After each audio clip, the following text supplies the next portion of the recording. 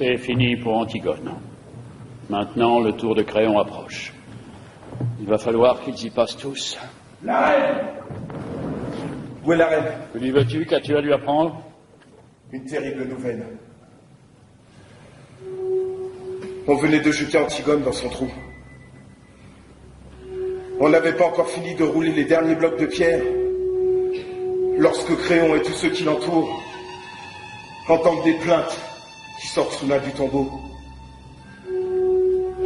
Chacun se tait et écoute, car ce n'est pas la voix d'Antigone. C'est une plainte nouvelle qui sort des profondeurs du trou. Tous regardent Créon. Et lui qui a deviné le premier, lui qui sait, déjà avant tous les autres, hurle soudain comme un fou.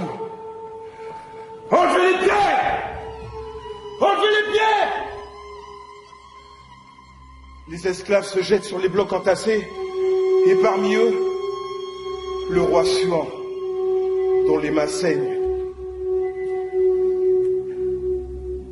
Les pierres bougent enfin, et le plumage se glisse dans l'ouverture.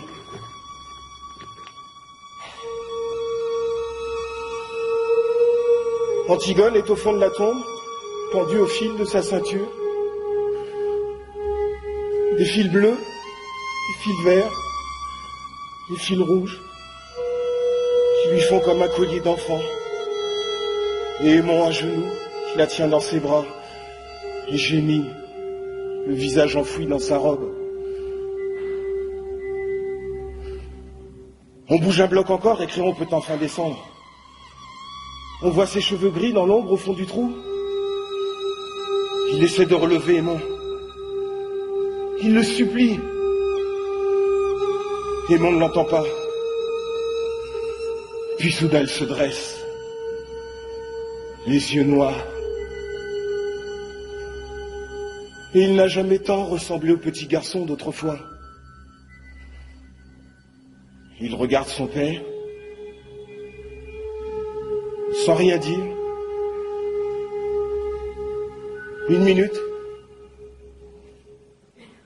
Et tout à coup, il lui crache au visage et tire son épée. Créon bondit hors de portée. Alors il le regarde avec ses yeux d'enfant, lourds de mépris. Et Créon ne peut éviter ce regard, comme la lame. Aimon regarde ce vieil homme tremblant à l'autre bout de la caverne. Et sans rien dire, il se plonge l'épée dans le ventre et il s'éteint à côté d'Antigone, l'embrassant dans une immense flaque rouge.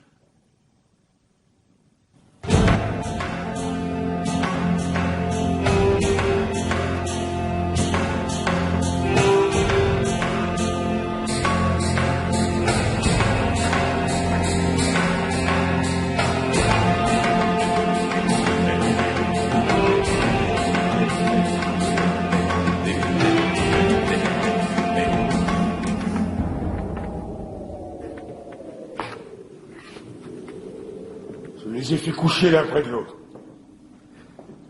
Enfin. Ils sont lavés maintenant, reposés. Ils sont seulement un peu pâles, mais si calmes. 2 amants, au lendemain de la première nuit. Ils ont fini, eux. Pas toi, Créon, il te reste encore quelque chose à apprendre. Eurydice, la reine, ta femme, est passée dans sa chambre. Sa chambre à l'odeur de lavande, au petit napperon brodé et au cadre de peluche, pour s'y couper la gorge. Elle est étendue maintenant sur un des petits lits jumeaux démodés, à la même place où tu l'as reçue, jeune fille, un soir, et avec le même sourire, à peine un peu plus triste. Et s'il n'y avait pas cette large tache rouge sur les linges autour de son cou, on pourrait croire qu'elle dort.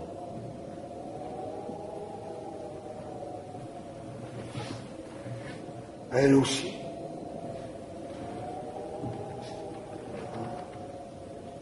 Ils dorment tous. C'est bien. La journée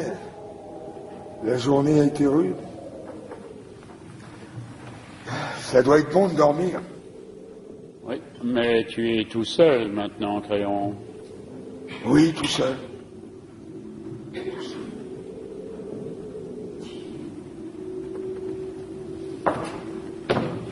Monsieur,